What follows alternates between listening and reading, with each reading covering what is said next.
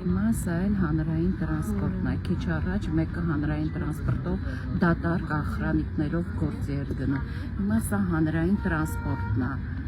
Դռների առաջ մարդիկ խցկված են, չեն կարողանում տեղավորվել։